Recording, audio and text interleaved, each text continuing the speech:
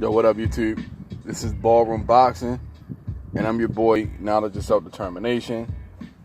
So, I want to go ahead and talk about the upcoming or the probable future fight between Errol Spence and Terrence Crawford. Now, I meant to do this video last night, but after I watched a couple of Errol Spence's more recent fights, I haven't watched any of Terrence Crawford's more recent fights in within the last few days or so. But I am familiar with mostly all of Terrence Crawford's fights. Now, I'm just going to go right on and say it. So far as the type of fighters that they are, I think these are two highly skilled young men. Now, there are people that believe that Terrence Crawford is going to beat Errol Spence. It may even possibly be able to give him a run for his money in the ring because of his skill. Terrence Crawford is a very highly skilled boxer. He can fight orthodox or southpaw. But I got to give credit to Fanon International Boxing. He did bring up an excellent point that although Terrence Crawford does have the ability to fight orthodox, he usually fights an entire fight as a southpaw. So, like Fanon says, he is a southpaw fighter with the ability to switch to orthodox. You know, it's something that he's transitioning throughout the entirety of the fight. But in any event, Terrence Crawford is a highly skilled fighter, and in no way, shape, or form do I doubt or deny his level of skill. What I do say is that, oh yeah, and let's not forget that if I had a pound-for-pound list, Andre Ward retired, but if I had a pound-for-pound list, Terrence Crawford right now would be the only person on it. Because he's the only one that has unified the division in this era of boxing. Andre Ward came close, but he didn't do it. But because of his accomplishments, and he had so many of the belts, and he beat Sergey Kovalev the second time in undeniable fashion, that's what put him on top for me. Because he was trying to unify the division, and he had multiple belts. Anyway, Terrence Crawford is, I believe, a pound-for-pound fighter, if not the number one pound-for-pound fighter in the world. Does that make him the best fighter? No. Because of his accomplishments, his resume, and so forth, that makes him pound-for-pound, because he unified a division. He unified 140. But to all the people who would say that Terrence Crawford would beat Errol Spence, I have to ask this question. Errol Spence is a big, strong welterweight, and he is a very imposing figure in the welterweight division. There's a reason why these guys don't want to step in the ring with him, man. There's a reason why they don't want to fight him. These guys are well aware of Errol Spence and what he has done throughout his amateur career and his pro career. And a lot of these guys have actually fought him in the amateurs, and he wants no more parts of him. I'm going to just get to the point. I think Errol Spence is too big, too strong for Terrence Crawford to really hurt him. Terrence Crawford has a lot of dog in him, man.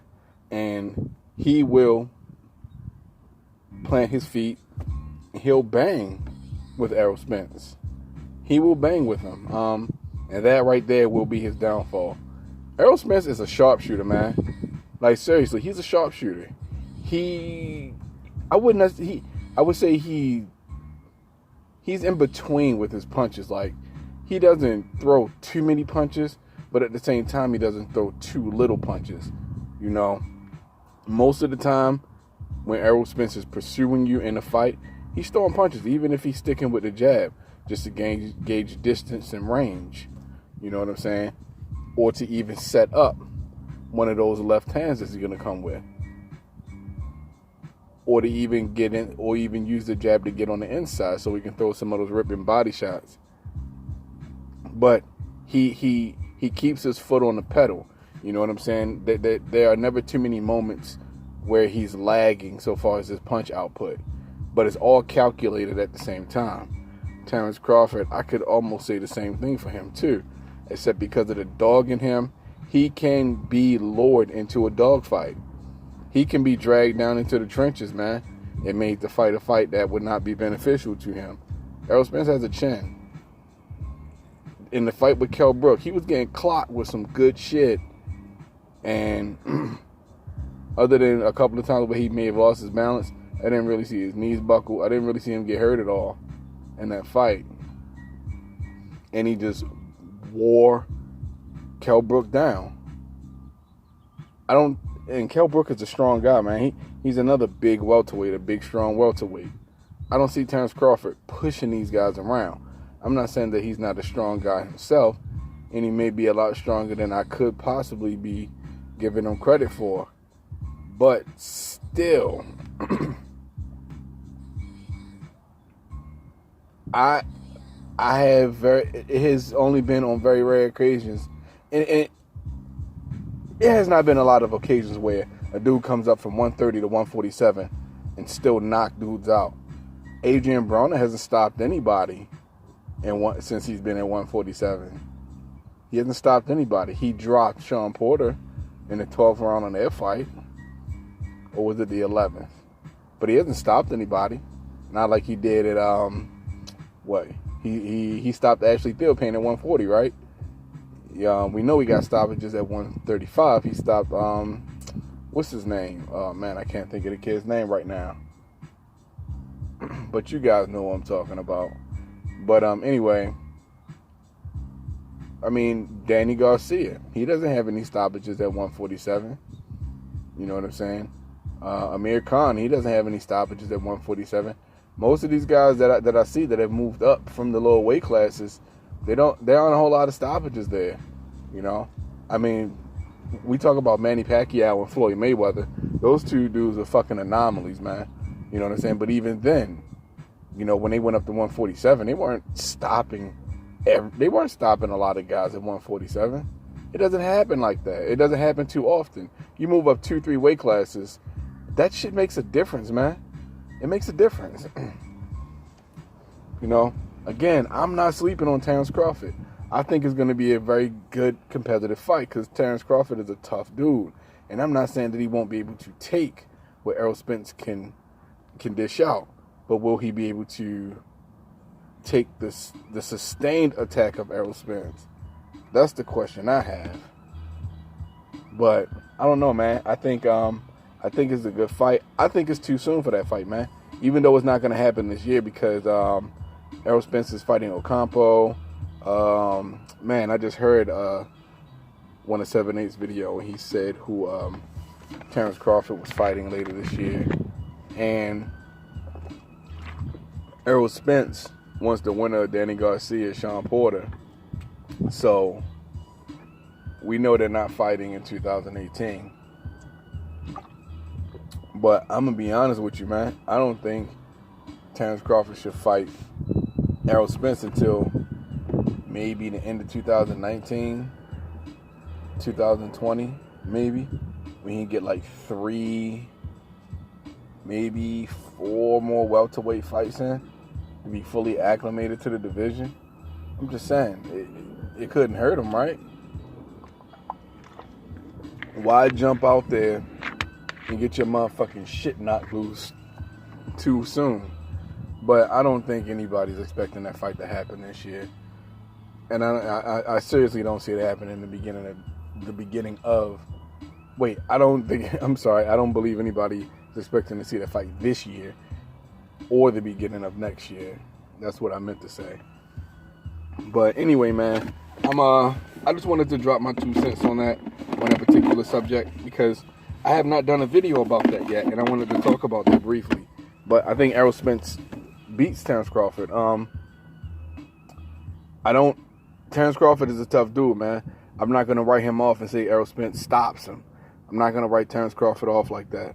But I think Errol Spence, I think Errol Spence does an amazing job in that fight. I think he comes out on top, man. You know, Errol Spence is a 15-round fighter, bro. You know what I'm saying? He's a 15-round fighter. So anyway, and I'm sure Terrence Crawford is a 15-round fighter also. Listen, I'm not sleeping on Terrence Crawford, man, but size matters. Look what happened when Kell Brook went up to 160 and fought Gennady Golovkin. Look what happened when that happened. And that shit didn't turn out right for Gennady Golovkin. I'm sorry, it didn't turn out right for Kell Brook. Even though Kell Brook did well in the first portion of the fight, like the first 4 or 5 rounds, eventually that shit caught up to him and Gennady Golovkin broke his fucking eye socket. You know what I'm saying? That orbital bone got cracked. That size matters, man. It makes a fucking difference. That was just 2 weight classes. You know what I'm saying? Terrence Crawford is coming from 135, 140 to 147. It's 2 weight classes. Errol Spence has been fighting at welterweight since the Olympics. You know, but we'll see, man. We'll see. Don't expect Terrence Crawford to do anything glorious or spectacular so far as knocking Errol Spence out, even though stranger things can happen. Anybody get caught the right way at the right time, they can get their fucking lights turned out. But I don't see it happening, man. I just don't see it. I think it's going to be a very, very good fight. But I think Errol Spence wins that, man. Majority decision. But that's all I got on that. I'm out. Peace.